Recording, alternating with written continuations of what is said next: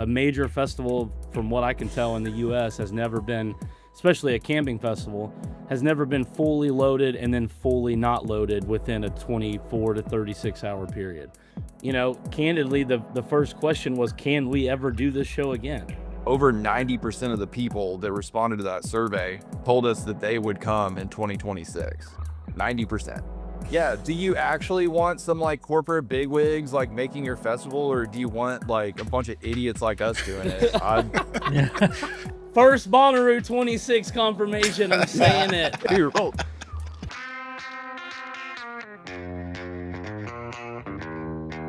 All right, welcome back to the What Podcast. This is going to be a very special edition. You probably recognize everybody on the screen, but if you don't, I'm Barry, that's Russ, that's Brian, that's Cory, and that's Brad. Brad and Cory from C3. What do you guys want to talk about? Anything going on? Oh, just got back from Lollapalooza. That's the first thing on my list, Brad, yeah. and say Lollapalooza looked like it was absolutely rocking. It was a lot of fun. It's crazy. Big Nice. year. Lots of big artists. Lots of Chapel Roan moments. Doechii, Gracie Abrams. Really big daytime crowds. It was fun to see. Nice. I I didn't go. I stayed home. How's that baby, by the way? She's awesome. That's what I was doing. I was doing family hangs. Good for you. Good, Congratulations. All right. We obviously are here. I was joking. We are obviously here to talk about Bonnaroo. It's been, month and a half. In some ways, it seems like a half a year, and in some ways, it seems like it was last week, right? Is that about how you guys feel? Yeah. Yeah. We have questions that people gave us on our Discord that we want to get to.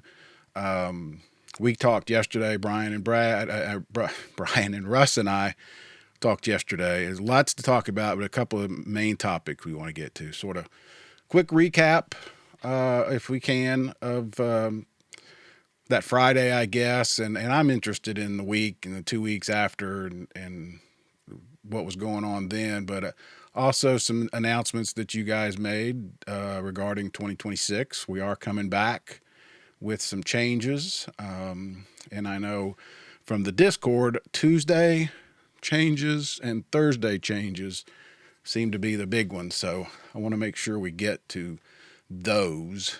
And then whatever else time we have, we'll fill it out from there. So if you guys don't mind, and I hate picking at a scab, but talk us through Friday. I'll do this, and I'll handle this, and I'll make it as quick as possible, because I've had to have this conversation far too many times. Not that I don't enjoy talking to you guys. Yeah, Brad, this is the most listened to podcast on the internet, man. This is the place to do it. Man, as soon as Theo Vaughn finally answers mine or Cory's emails. So here's what I'll say. I'll try to dilute it down to a few succinct points. One, every single thing we do revolves around safety, period. End of story. There's no color commentary needed. Every decision we ever make, at the base of that decision is safety for the fans of the show.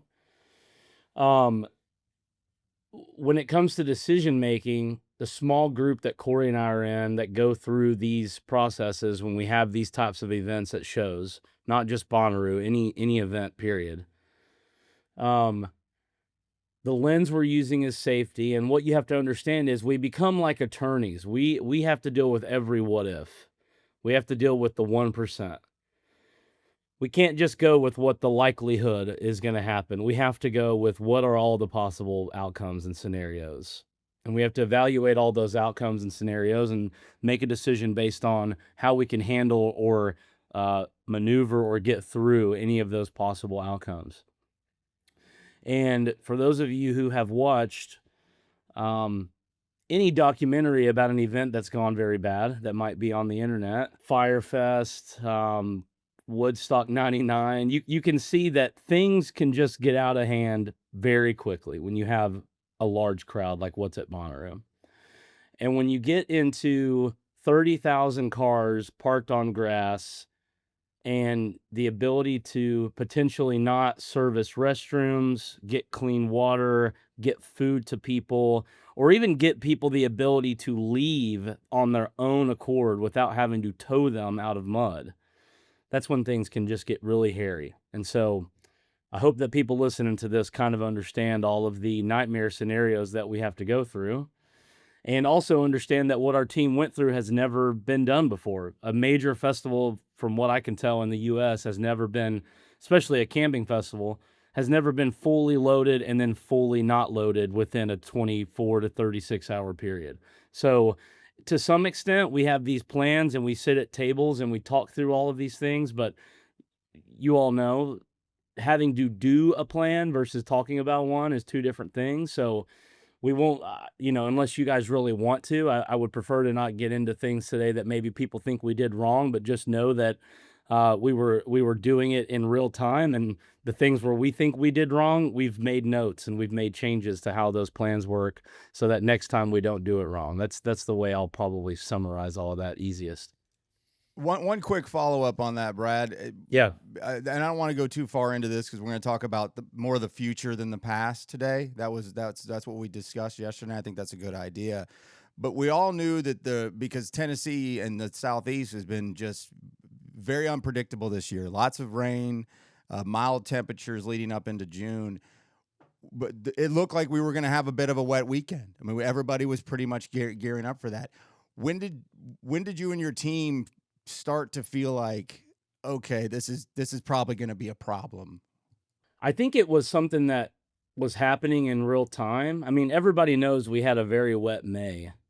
And I think going into the show, wet May plus a day or two of rain was not a calculation that we thought was going to be to our detriment. But in the middle of it, a wet May plus 2 days of pop-up storms that were completely not what the National Weather Service had told us was going to happen, and them telling us that there was potential for rain for the next 10 forecasted days was really the whole picture that you have to look at in that scenario. It's not just about getting a little rain on Thursday or Friday, and it's not just about getting a little rain on Thursday or Friday with a wet May right before you. It's about wet May, Thursday, Friday, Saturday, Sunday, Monday, Tuesday, Wednesday, Thursday, Friday. That is really what the big picture and the full puzzle was to look at. So I appreciate the question. Yeah, it's a lot of a very complex situation to sit in a room and navigate in real time with that many people sitting out in the field waiting on you to make a decision. So I would also add to that just really quick. Like on Tuesday when we started loading the site, we had crews out there kind of triaging a couple, spaces that were just a little bit wet. And, to us, that was kind of like reviewing the grounds. We're like, okay, things are like looking really great out here. Like the farm's held up well. And then we were going into a stretch of Tuesday, Wednesday, Thursday of dry, sunny weather. And so I think all of us were just like super optimistic. We're like, sweet, we've got the window where the grounds can dry. We're looking at maybe an inch of rain over 3 days. We're golden. So that's kind of what we were looking at. Yeah, and I just want to make a comment for the record, because I think I've heard it come up a couple times. I know that you guys know that the reason that we held doors was not because we needed 2 extra hours for the grass to dry. Sometimes we just need time for our team to finish up what they need to finish up before we let people get on the property. So we weren't naive to think that by pushing doors on Tuesday to get people in the campgrounds that we were going to solve all the world's problems. We were just giving some of our teams that were behind some time to catch up before. I don't even think we ended up opening like 30 minutes late or something. I think we were like basically open on time. Yeah. You pretty much were, yeah, because we were sitting around at Common John that Tuesday, and then when word broke that it was open, we were like, let's go. So yeah, it wasn't the full 2 hours, I don't think. No, I remember having teams like ready to get out there and like content teams like capture people as they were coming in, and we had to kind of scramble because we got the call like, hey, we're actually about ready to open. And I was like, oh, we're okay, cool. All right, so moving on. You make the call on Friday. Pretty much everybody's gone by Saturday as far as like patrons, but you guys still have a lot of work to do and it's still very wet. At what point does your team can you start looking to the future? You start planning for next year. I mean, I know you're probably in your head, you're already making notes and all that, but like official, when do you guys sit down and say, all right, what do we get? What about next year? Or what was the conversation? Let's start there because there's a lot of speculation. I think the first thing is just like, one of the things in like some of the stuff that we've put out there since the cancellation was like trying to give our fans a little peek behind the curtain, as to like who we are. Like not just me and Brad, like, the extended C3 crew and the folks who are contracted that have worked on this show for 15, 20 years, on various elements. Like it was it was really sad. Like, I mean, sad is like not even relatively close to being the right word. Like people just walking around back there doing their jobs with no expression on their faces. Like just Yeah, like everybody's dog just died. Like, dude, it it's was like I mean, it was like one of the most traumatizing things that like I've ever been to, that I've ever been through, which sounds kind of silly because obviously it's a music festival, but it means a lot, man. And like I don't know if anybody was able to really think straight for a few days on our team. So like just to say like we were going through it with everybody um in a big way. So that like I don't know. I don't remember when we started thinking about the future. It definitely wasn't the first couple of days. Yeah, I think the word Brian uses soul crushing, and that seems to be the one that it was for all of us. I mean, Mm-hmm. I think we did a show quickly because we felt like we needed to, but even I remember saying, you know, let's don't speculate too much. It's too early. It hurts for everybody, and if you're mad, if you're sad, if you're whatever, those are your emotions, and own them, and you deserve them. When I went and told the larger team what we were about to do and that their next 48 hours were gonna be real shitty, I had to hold back a lot of emotions, and I went and sat and closed my door in my office and cried by myself. I mean, that and it's not about me, it's not about Corey, it's like, we really care, 1, about how much work our team puts into this show, but how much we know it means for the fans, and that makes it so much harder. Um, and, Barry, to go back to your original question, when we started thinking about it, after giving ourselves just a beat to process what was going on, candidly, the first question was, can we ever do this show again? And that wasn't about, you know, one particular metric. It was about everything. Fan sentiment, uh, a business decision, 2 cancellations in 5 years due to weather.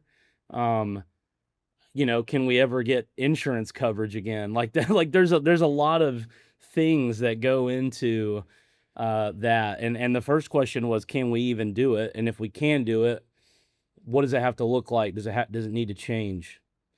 And that kind of led to, I'm sure, some of the other things you're going to want to ask us about. But we had to really sit back and take everything off the table and put it back on the table again and make sure it made sense in that moment. So that was like the 2 weeks, I would call it, 2 to 3 weeks right after the show, that we were going through all those conversations internally. I mean, you mentioned the two weather events, but you also had COVID. So you guys, with this event in particular, and you guys are the best in the world at what you do, right? I mean, so you've had some experience overcoming something pretty major. But I was interested. You said just a minute ago, like, kind of, how did that go? When you guys did get together, is it like, okay, blank slate, start over? What do we know works? What are we unsure of? What do we need to talk about? Is that kind of how it went? Yeah, and I don't want to be the only one talking here. So Corey, like, feel free to chime in whenever you want. But something, this is going to be a little bit inside baseball, but when Corey mentioned that we were, after the cancellation happened, we not only wanted to humanize our team, which we thought was a really important element because that's what we are. We're just humans trying to do the best at a career that we think we're really good at. But we also wanted fans to feel like it goes back to what I've shared with you all about the talent census, right? We make a lot of assumptions on our own without actually asking the fans. And so when we started doing these improvement surveys and the date surveys and all of that stuff, for me personally, it wasn't necessarily just about the answers to the questions. It was about a general pulse check on if people, I don't know if I can curse on this podcast, but for me, it was like, are we going to put this survey out there and 50,000 people are just going to say, fuck you, I don't care about any of the answers to these questions? Because the thing that was different between this and 21 was we didn't bring everybody in and give them the best Thursday of their life and then tell them they got to get out. That's a completely different scenario from a Right. customer service standpoint. Right. So I think we really were trying to evaluate what the actual sentiment was, because it took us 3 years to recover from the 21 cancellation from in September. From a customer service standpoint, just getting people to trust us that they could come to the show and buy a ticket, and we weren't gonna, they weren't gonna end up in a bad spot. And now here we are, back in a bad spot, a worse spot. So how quickly can we recover from it, or can we recover from it at all, really? Yeah, Corey, I'd love to hear your thoughts on that too, because you're coming from the marketing angle, and that's going to be something I would imagine you guys spend a lot of time on, is how you get this out to the people, how you spread this message. I know you guys all work in tandem, but I'd love your thoughts on that too. I mean, I think we immediately like dreamed up every scenario you could imagine for possibly moving forward. And then we needed to kind of start figuring out what was realistic. And I think what Brad said was, I mean, we knew that like with the type of community that we have with Bonnaroo, where everyone feels like this thing, or at least a piece of it, is theirs, um, that everyone needed to be involved in that decision. And the only way that we were going to be able to come out of something, so heartbreaking, was to have everyone meaning the community, us, the fans, everyone feel like they're part of deciding to do that and then letting us make it happen. Um, so I mean, I think this idea of like doing these surveys, like Brad and I did a couple years ago, kind of asking more about talent and overall experience, kind of just popped to the front of mind. And so, we took some time to look at like, how the weather event happened, and, what we felt like the chances of it happening again were, how abnormal it was. And, honestly, if there was a different time of year that made more sense to do the show, um, June is one of the driest parts of the year in the region. Every year, historically, on average, etc. That like late September, early October timeframe is the driest part of the year. The only catch is up until late September, you sometimes get a spinoff from a hurricane. So that's a risk, but we wanted to see, are people more open to that risk? And then you also, cut down the heat substantially.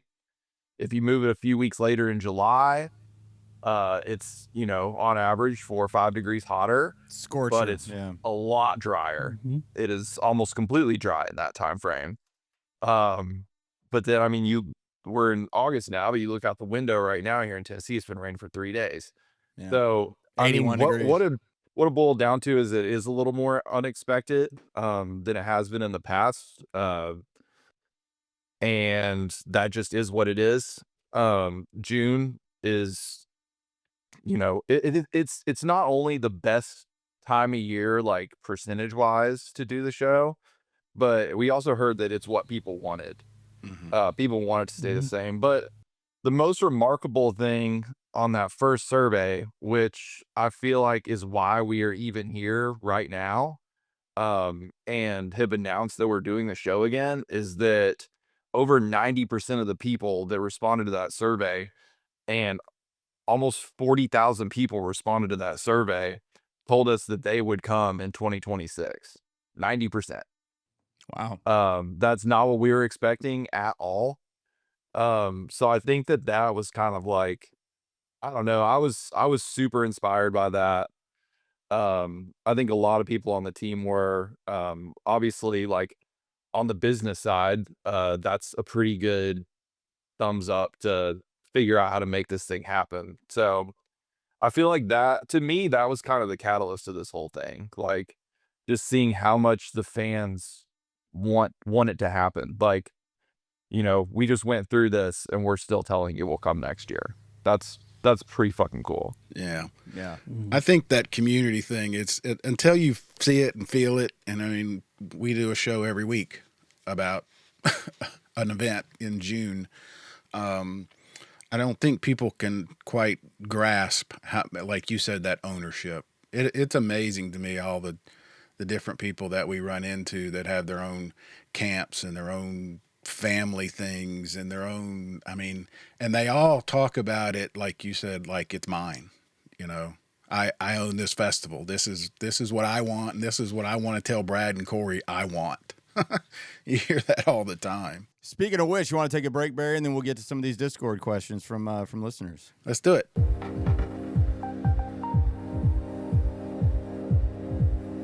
All right. Yeah, we reached out to listeners to this show and members of our Discord and asked you guys to send questions that for Cory and Brad, knowing they would be on. And I know, Russ, you kind of pulled, some of them are duplicates. So let's go. What's the first one? Yeah, let's start with there's a lot of questions about this Thursday welcome party. Can you touch on that? Is it going to be one single artist? Is there going to be a super jam? Is there going to be, I guess everyone's just kind of, because it's never happened before like this, what can we expect Thursday? Yeah, we could spend the rest of the welcome show party? on Thursday, but we won't. But go ahead, guys. I'll take this one. Our vision for Thursday is, yeah, it's definitely going to be good on the talent side, right? It's going to be artists that I think it's going to be an artist that is exciting enough to come just for that, right? But I think we're also kind of trying to look at it as like an Olympic opening ceremony type thing. Like we're trying to plan, a bunch of fun Bonnaroo craziness for everyone to experience together in that field. And I don't want to share too much. I'm really excited about the direction that that's heading. I would absolutely show up for it. And I don't think we 100% know all the details. Is it one artist? Is it multiple? How long does it last? What time does it start? I think that stuff's going to come out later. But the goal is to make it really, really special and sort of a can't miss, very Bonnaroo thing. I don't know, man. One of the things when we went to Glastonbury, they kind of hit their Thursday like we do, but they have a big opening celebration, and there's so much energy out there, and it was super cool. So I think there's a lot that we can do within the Bonnaroo universe to kind of start a new tradition there, and make it really, really fun and special. But just to clarify, Outeroo on Thursday is not going to look like it has the last 10, 12, 13 years, right? We're not this, that, the other are completely dark for the day. Is that what we're thinking? I would say details wise, I would expect the 2/10 to 100% not operate. Crushes my soul, guys. And Continue. obviously which stage has never been on Thursday. Yeah. And then like outside of that, like I think it's a little too early to tell for sure. But the plan is definitely to focus on doing something in the what stage area. So I want to add a little bit of Please color, do. a little bit of color here. Well, the first thing that I want to say, just for what Cory and I and the rest of the team were thinking about this whole time, you know, for these statements and the messaging that we've put out about what next year will look like, a big piece for us was to try to remain as transparent as possible about what was going on and what we were talking about behind the scenes. And part of that transparency was just us. We didn't want to feel like we were ever going to surprise people with something. So that meant that we decided we needed to give a heads up that Thursday would be different, even if we didn't have all the answers to all the questions yet about what that meant. So, like Cory said, we're still figuring some of that out. There could be things that change, but what we didn't want to do, we would rather feel like we took away and then ended up giving back some more than just surprise you all at once of like, oh, we're taking all this away. So just when you think about the messaging for next year, just keep that context in mind, that the transparency was really important for us. And real quick, Barry, before I forget the other point that I wanted to bring up. Sure. Brian, to what you were or I totally understand where you're coming from, Brian, like about Thursday. I love it, man. I love Thursday. Yeah, and I think that we will find ways to still have that same feeling on Thursday. I want to just point out that, so one of the notes in the release is that we're lowering the capacity of the show, which at the end of the day means we're taking revenue away, which means we have to find expenses to save on. Understood. And as far as Thursday goes, I just want to point out, we can still invest money in when we're saving money at a show like Bonnaroo, it doesn't mean that it has to reflect in the level or what talent you're able to see.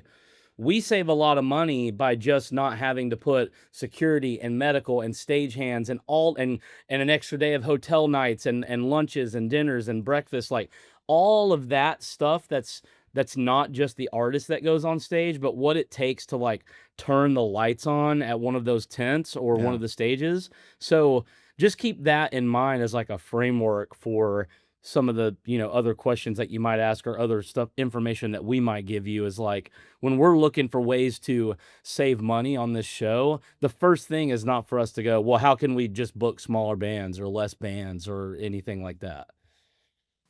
Along those lines, we got maybe a little bit ahead of ourselves. The major changes, if you will, are no Tuesday entry, right? You're moving to Wednesday, and the Thursday thing. So I'm curious, kind of, you just answered it a little bit, but when you guys sat down and said, okay, 90%, 40,000 people, 90% say they're coming back. What do we have to give them? What are the key core things, and what are a few of the things that we can talk about? And I assume Tuesday was one of them.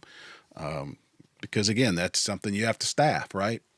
I mean, the awesome thing about Tuesday is like one of the biggest expense line items is like per day just opening the campgrounds. That's a really, really, really big expense. And that's an expense we decided to take on when we added the Tuesday entry option, because it makes the entrance experience take a lot less time for fans. But it's an easy trade-off, because with the reduced capacity, you are basically, cutting the gates by the amount of people that typically come in on the Tuesday. So we're able to, offer that same experience and just have it open one less day. So that was a win-win. That felt like a really easy, convenient decision on our end. You've got about 20% of the fans that already, on a year like this year, 15 to 20% that are still showing up after Thursday night into Friday morning, surprisingly. And you're at 10 to 15% on Tuesday. The heavy days are Wednesday, Thursday. And we just felt like, with the reduction on capacity that we're talking about, that we could get away with not needing as much lead. The Tuesday thing was strictly from give us more time to get everybody on the farm. But with the numbers that were typically showing up on Tuesday and the reduction on capacity for 26, it just felt like a whole day of staffing that we didn't really think we would need was an easy way for us to look at saving some dollars. Is there a new parking entry structure here to how you guys get people on the farm and for the show itself? I mean, is that a big part of? I mean, correct me if I'm wrong. Tuesday, Wednesday staggered, Thursday staggered parking had some or entry had something to do with getting people in, correct? Yeah. And where do you go and do you change that from here with that change of the dates? I think the changes will be something that fans don't even notice, which will be just how we load the property. Right now, we obviously park at starting at the arch and then load backwards, but there's little trigger points. So like when a line of cars gets to a certain place, they'll reroute and start camping another area. And I think with the reduction on the capacity, because we're going to no longer camp certain areas that might be more prone to or susceptible to weather, that will just mean that some of those interior triggers will change because there will just be areas that we have camped in the past that we won't. So I don't, there's not going to be any, from a fan experience or from a buyer standpoint, there's not going to be anything that you notice as a change other than not being able to come on Tuesday. I just think there's a few people out there that might be worried that we could go back to park like backed up interstate I-24 kind of stuff. Yeah, that's definitely a concern. It's not no. You don't No, think I think so? I mean the math works. Like the amount of people that we're processing on the Wednesday and Thursday will remain similar to the amount of people that we process Wednesday and Thursday the past couple of years, where people have had like Yep. maybe 2-3 hour waits at the very, very most peak hours. So Here's something for all the Reddit and Discord people to help us spread the word on this. We've talked to you guys multiple times on a bunch of different areas about how important the data is that we collect. And what I can tell you when it comes to getting cars in and not having traffic, the math that we have works if people listen to us about when to show up. That's why we put all these intricate charts together, and we You're have all asking these for the FAQs, moon, and Brad. I You're know, but asking for the moon. listen, it'll work even when people work against us. But what I'm saying is, it works really good if people listen to us, and it works okay if people don't listen to us. we got backed up on Tuesday this year because everybody came right in the middle of one of those red spikes that we put on those graphs, and then it's like once that happens, you can't really catch up. So Yeah. Does this feel like, and I've used this word on the show the last couple of weeks, does this feel like a reset year while you refigure things out, or does this feel like, again, this is probably the way forward? I don't really see a need. I want to see how this year goes. I want to get out of it and see what fans thought of this setup. Just how things go logistically, and then start looking ahead. I mean, we've obviously talked about it, but I think it's better to just like let this thing happen, see how it goes, and then, kind of do the same thing we did this year. Like get information from the fans, see what they like, see what they didn't like. And then look at how we want to move forward. I don't think it does us any good to try to like start planning that right now. Yeah, because one of the questions was the possibility of Tuesday entry being added in the future, but it sounds like probably too early to make that decision, right? I would say anything is possible. Yeah, Anything is and possible. because Russ, the truth is, we have a year that's a down year because of sales are down because of the lineup.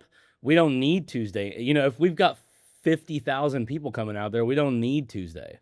If we've got 40,000, I hope that never happens again. But the Tuesday thing is a necessity for the operation. So there's boxes that get checked on if it's necessary and needed or if it's not. So that'll kind of flex either way. I'd like to get on to another one from Discord, but really fast in the quickest way you want to answer it, Brad. What percentage can you tell us that we're going down in capacity? If we're all in the neighborhood of thinking it's 80,000, we've always said for 22 years, are you talking 10% down, 20% down at a capacity number? I would say between 10 and 20. It's not a hard number yet. We're still Okay. doing a bunch of evaluating on the site and redrawing the whole thing, but I would put it in the ballpark of 10 to 20. Okay, that's good enough. What do you got, Russ? Let's switch gears and let's talk about the Infinity stage for a minute, because there was some people that really do kind of want to know more about what happened there. It almost seems like what we were delivered wasn't quite what was sold. Any thoughts on that? And Got lots of anything thoughts. you can tell us about? Yeah, Brad's taking this one. Yeah. Shocking, Brad has thoughts. I can't believe it. Yeah. I got lots of thoughts. Here's what I'll tell you, and you can pick this up by just reading the internet, which I unfortunately do too much. You do. If you got inside one of the zones, you had the best show of your life. If you couldn't get in it, you had the worst show of your life, and it sounded like shit.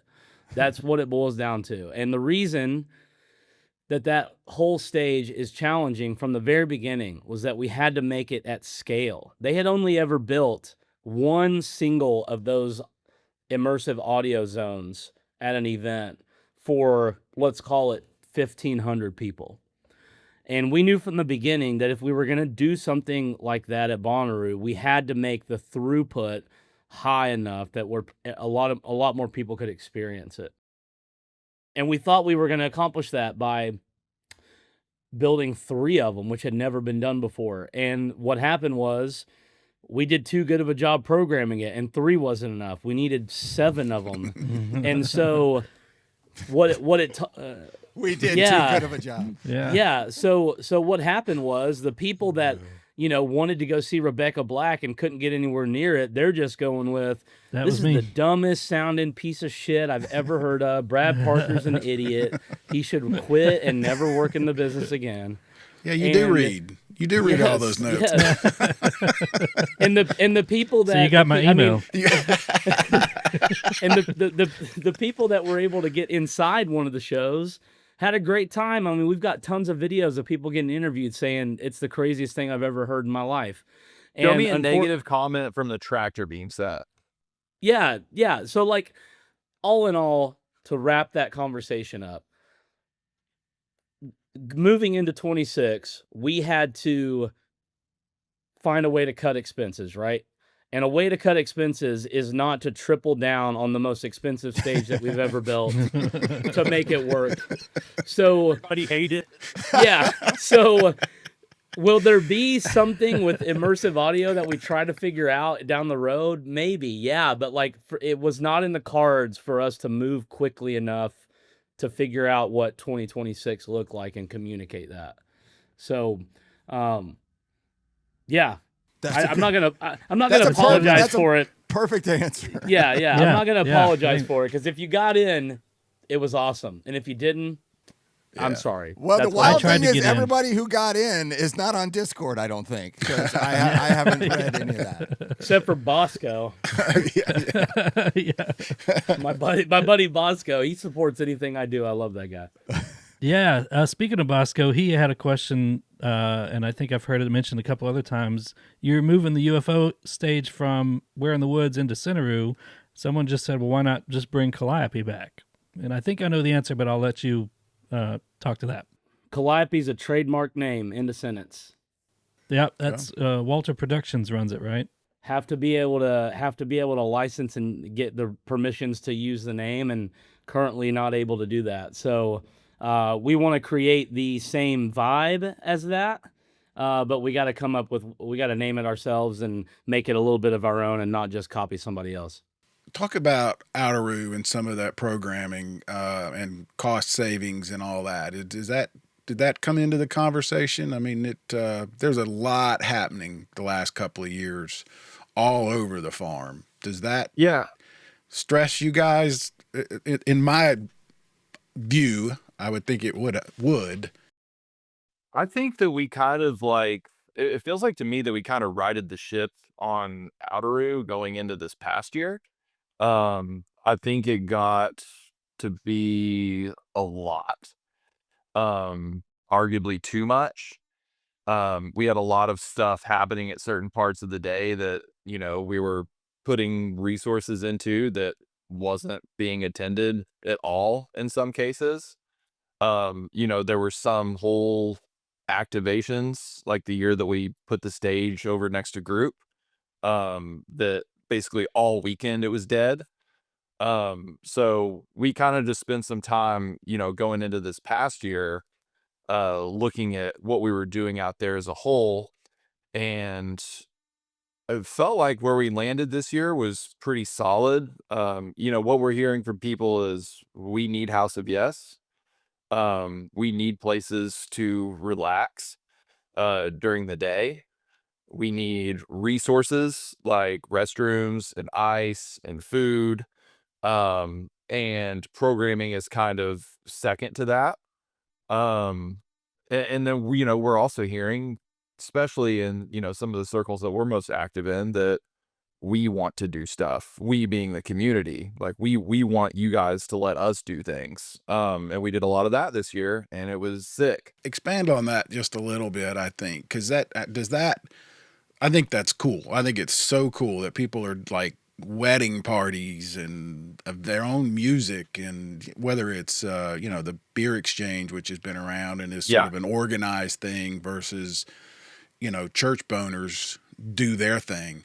You don't necessarily have to touch or do anything with some of those, right? Just be aware of them. Is that, I mean, what it, With some of them, yes. Some of them require a decent bit of effort, but all of them are, from the brains of fans, and they are doing the heavy lifting. Which is, I mean, it lets us do more out there, and it lets, them be a part of the experience and put on a party for their fellow campers, which is pretty sick. right? Speaking of needing more, you said more amenities potentially for Outeroo, just better relaxation areas. Is that where in the Woods is headed? Is more of like a Grove Part 2 kind of thing? Yeah. Is that what I'm Yeah. understanding? Yeah. Yeah, I mean, there's still gonna be stuff to interact with in there, and it's still gonna be vibey, and it's still gonna, Yeah. be a little journey to walk through there, especially at night, which is awesome.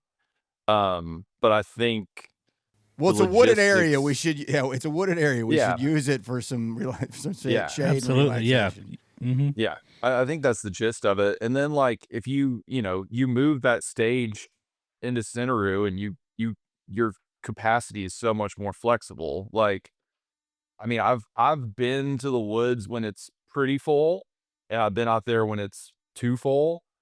And I mean, the most people that you can really get engaged with the show out there is, maybe a couple thousand before you start pushing back into the trees too far.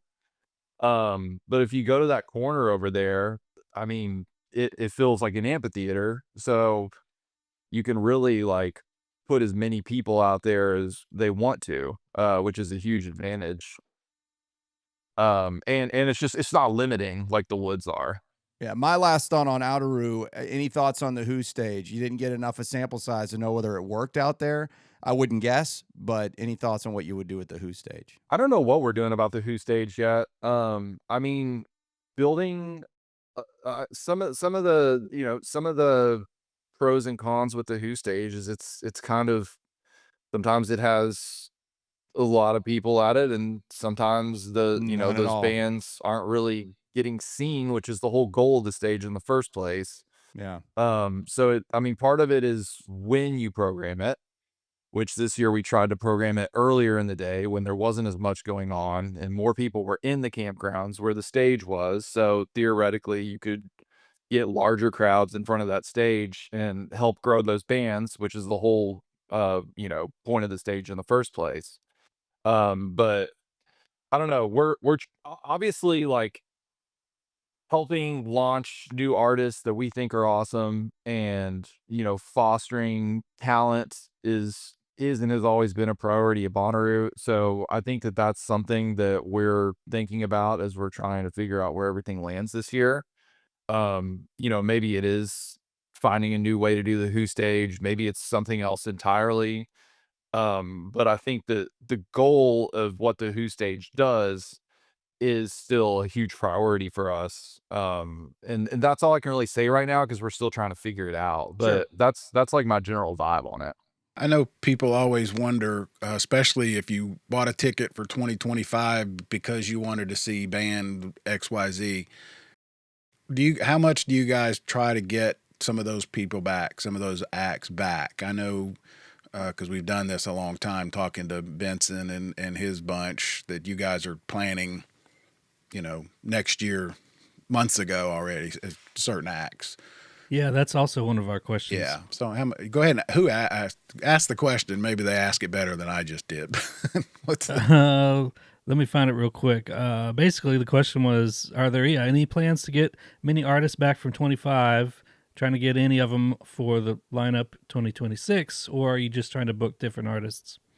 Okay, it's kind of two combos there, but go ahead. Yeah, I mean, there's already artists that have reached out from this year that want to come back and play next year, and we're having those conversations. And there's artists that played this year that we would want to come back next year that haven't reached out, and we're going to have those conversations. And it also just is all at, like we've talked about before, it's also just going to come down to, are these artists touring next year at all? Sure. Yeah, it's got it's a lot of hypotheticals at this point.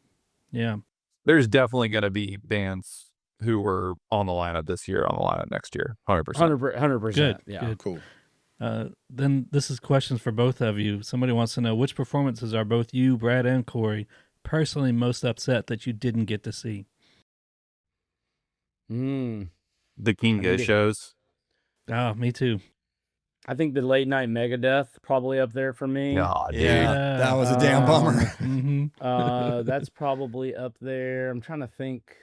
I gotta look at the lineup again. I gotta refresh. I know, I've kind of blocked it out of my mind. The late night Justice set, that was gonna be really special. Here's what I'll say: after seeing Olivia Rodrigo at Lollapalooza 2 nights ago, that show would have been incredible on the farm. Like, I think you're right. It is a rock and roll show. Really? I saw her bring she is not a pop star. She is a rock and roll star. I saw she had Cuomo out there from Rivers from Weezer, but she had a whole band up there. I would not have thought anybody was going to say to me sometimes, Olivia Rodrigo is a rock show.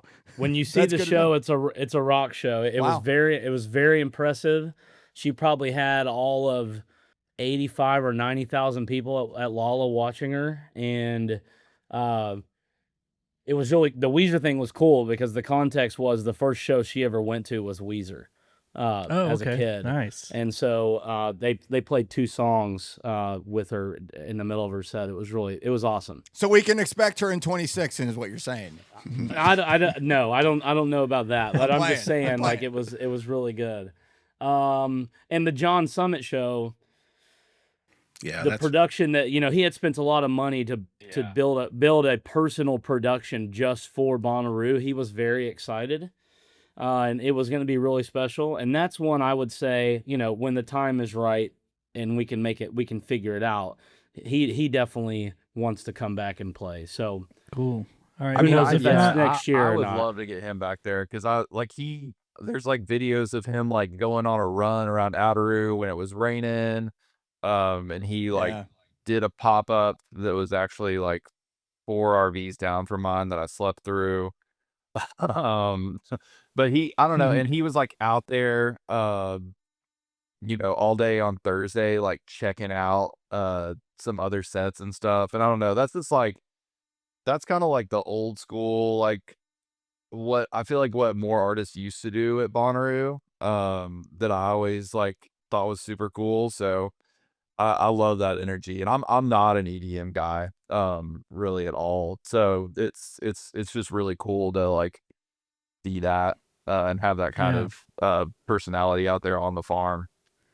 So you mentioned King Giz, and there was a lot of hype for their residency. Any chance, maybe if not King Giz, another type of residency, a different artist that could do potentially for 26? Yeah, I had that question myself.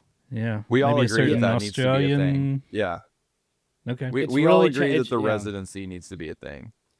It's definitely a goal.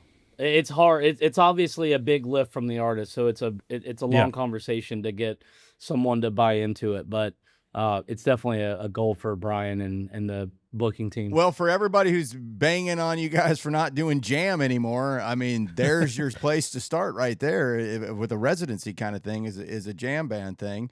And what about to the people who are going to say, are you bringing more jam bands? Speak to them for a minute, because I am one of Yeah, those we've had some guys. questions about that. I know always you have don't jam like bands. it. I mean, Daniel Donato, Dogs in a Pile. We got a big goose show coming up. King Giz fans hate when you say this, but I know. they're not Yeah. that far off, man. No, they're not. They're really No, they're not. Yeah. No, they're not. I mean, I'm an old school jam guy. And I'm pretty big fan of King Giz. So I mean, this is a multi-genre festival. You can't do a festival this big with just jam bands anymore. It's just not a thing. No, yeah, of course not. So I will say every single year there's going to be a good presence of jam on the farm, and there always will be. Yeah, and one thing to keep in mind on the residency front is it takes a really special kind of artist to even want to have that conversation with them, because you really need Mhm. someone who can play 3 different sets, potentially in 3 different spaces sonically, genre-wise. You know, you don't just want someone who's really popular that's gonna just play 3 different sets and maybe they switch up the songs. Like, Yeah. it takes a really special True. kind of artist to want to, for that residency to really have a lot of value. So there's a few different ways we can pivot there, and we'll hopefully find one of them and land the plane for 26. What else, Russ?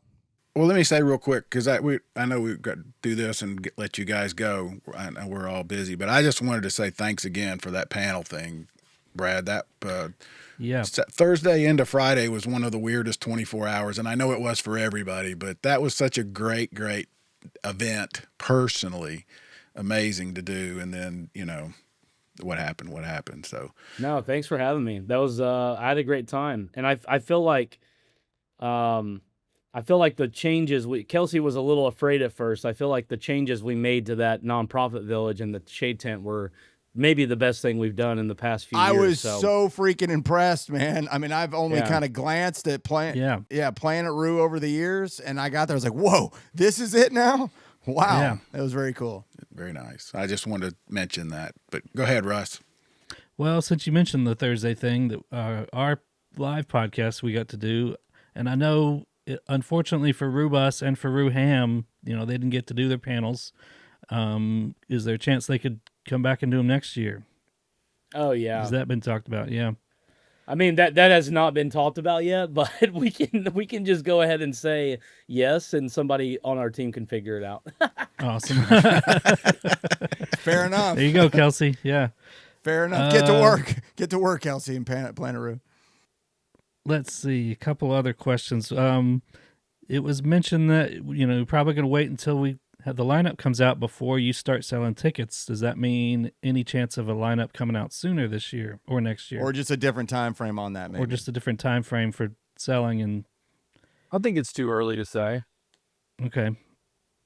I will say, though, the reasoning behind not selling tickets had nothing to do with trying to get on sale earlier, like, or announcing the lineup earlier. Gotcha. It really just has to do with, like, how many times in the year we're trying to get people's attention and say, look, tickets are on sale. Like, it's an attention economy that we're in, and you only get so many chances. Well, And that's so true. for us, it was more about lowering the frequency of how many times we're sending you a text or trying to get you to read an Instagram post. It wasn't necessarily about, you know, shortening any sort of timeline for putting the lineup out. Gotcha. And then somebody also asked about they heard something about perks for people that bought 2025 tickets. Yeah. Of course, I know you gave 100% refund. That's a pretty good perk right there.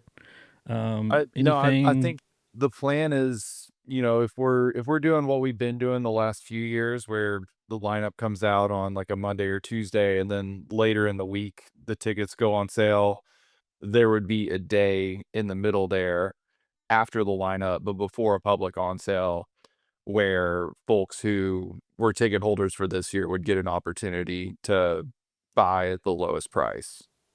Okay. So that's kind of what we're thinking on that. That seems like a no-brainer. Last one for me real quick, and we can still chew it up for a minute. But speaking of price, where are we at on that? We're gonna try to stay where we're at, up a percentage, down a percentage. What are you guys thinking? What are you looking at? We're going to try and stay where we are unless we feel like there's a really big shift in the value of the product that we're asking you to pay that price for. So, we're definitely not increasing prices. We will, if anything, we will be flat. It's really just going to depend, Brian, on what comes together, who we can get for what artists we can get for Thursday. What does that look like? I mean, the other headliners. I mean, all of that obviously plays into how we value our show year to year. So that's not really an answer, but it's the only answer I can give you like right now in this moment. Fair enough. All right, first week, we're in the first week of August. So, like I said, a month and a half removed. How do you guys feel right now? I feel great. I did not feel great for about 6 weeks. I feel good now because for a minute we were just in a gray area of like, what's even happening? Like, and now it's like, we know the show's happening. We know the changes we're making. And now we just got to hone all that in and still make a really great product for the fan. And I know that we will do that. It's just going to take time. But overall, I feel great. I mean, June is probably the hardest month that I've had in my life since my dad died, to be completely honest with you. Reading way too many not compliments, definitely not compliments. Opposite. way too many comments on the internet that I was letting take up space on my brain. But Cory, what about you? I was in a hole for like a couple weeks. It was bad. I mean, we publicly said, and I mean this, that I don't know if there's anywhere on the internet that exists where people can weigh in on whatever decisions that Bonnaroo makes and how they feel about it, that I haven't read. I don't think it exists though. I've read tens, 20, 30, 50,000 comments. And some of that shit sucked. But I think you kind of you just have to do it, like, you have to get a vibe for where people are at. Some of it's worthless information, people just being mean or people just sad, but I think we also learned a lot about sentiment and even specific things that people thought, didn't go as well or went well or want changed next time or what they want to happen next year. So that was a really tough time. But I'm back at baseline now.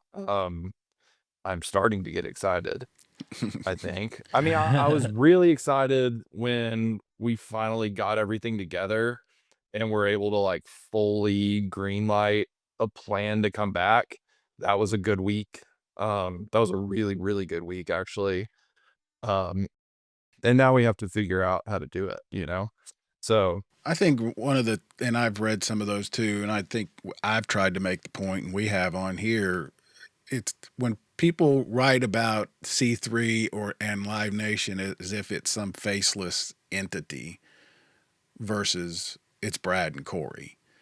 dude, That's one of the points I've tried to make. These are people this that shit made gets this infuriating decision. sometimes, man. There's literally like 10 people, maybe, Brad, that are like actually involved in making these decisions. And like, we're literally just like doing our best as humans. Yeah, some of our surveys fucking sucked and some of the questions were terrible. But it's because it was my dumbass making them. Like, I'm literally just trying to like figure out what people want, like we're not experts at everything. And that's how it should be. We're Bonnaroo fans that somehow just accidentally ended up being very important in the decision making process. Yeah, That's do all you we are. actually want some all like we are. corporate bigwigs like making your festival, or do you want like a bunch of idiots like us doing it? I think it's Team the latter, idiot. So Team idiot right Oh, here. that's getting clipped. I know it. I don't want that. You're goddamn right it is. Oh, I don't want that. I don't want that to get clipped. Cory, why'd you say it? It's happening now. I love Yeah. it. I love it. But it's Hey, important. one It is. All right, Corey, one last thing. I know Boot Scootin' Boogie Nights has a pretty big tour coming up. Do you want to plug that real quick? Yeah, I know you guys gotta are stop in you Chattanooga. guys are getting some. You guys are getting some nice audiences, man. When you guys First are in Bonnaroo town. 26 confirmation. I'm saying it. It's the welcoming party with Boot Scootin' Boogie Nights. Oh yeah, that would be a flop. I don't think that would go too well. Yeah, no, the band's doing good. We I'm only able to do some of those shows now that I have a family, and there's a really really great guy that I'm good friends with. His name's Michael Jones. He's actually got a project called Lazarus Lake that's really good. He just dropped a record. It's a really good country record. But he fills in for me when I'm out and does a fantastic job. But yeah, we've got a massive fall tour. I'll be on some of those dates. I'm gonna try to tell people sometime soon which ones it's gonna be.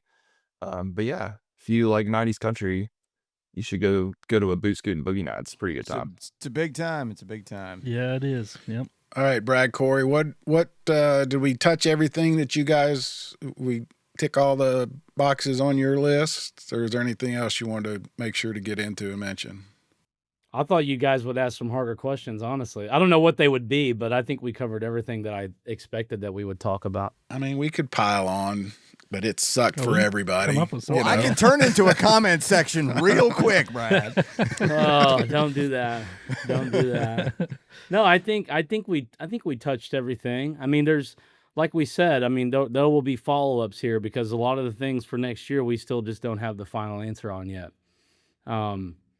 So I think we've given you everything that we have up to this point. I don't think there's any information that Corey and I know at the moment that you guys don't, other than what our artists we're talking to. But outside of that, So It's not lost on us that your time is valuable, and we appreciate you giving it to us when you do. Absolutely. just real quick, I know a smaller, or you're cutting out some of the camping areas, but the camps themselves, any major changes there? I mean, the a la carte thing that you went to a couple of 3 years ago seems to be working. People like it. I know you tweak and twist and it gets bigger or smaller, but any major changes? I don't foresee any, major like inventory or what's the word I'm looking for? Like product changes. Like I think everything is going to be a rinse and repeat of this year. Like as far as the different options and like the buying Moon Colony and the buying experience, anyways. Yeah. Okay. yeah. Yes, and I would expect the carpool thing to be a permanent.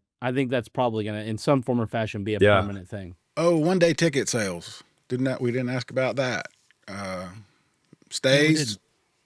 Yeah, goes? I think it'll stay. I mean, it's like we've said, it's a way for us to get people's foot in the door for Bonnaroo. It's a really important marketing point for that. It's the lowest barrier of entry that we have to come experience the show. And the amount we can sell and where they park and stuff like that might change, but the option of being able to buy it, I think, is going to stick around. I think that's a good idea. Okay. I view that as a feeder program. It's a really small percentage of the total capacity for that day. And I will say, like, if you were trying out a 1-day ticket for the first time on Friday, I know that experience was not a fun one. So I would definitely ask those people to definitely consider giving us another shot next year. I that was worst case scenario. And I think if they give it another run, they'll have a really good time. All right. Thank you guys both so much. Yeah, thanks for having us. Thank you guys. Good Glad talking we to could y'all. catch up. Yeah, Always for fun. sure. All right. Yeah. Hope to have you back on sometime. All do right. it. Yeah. Thanks everybody for listening.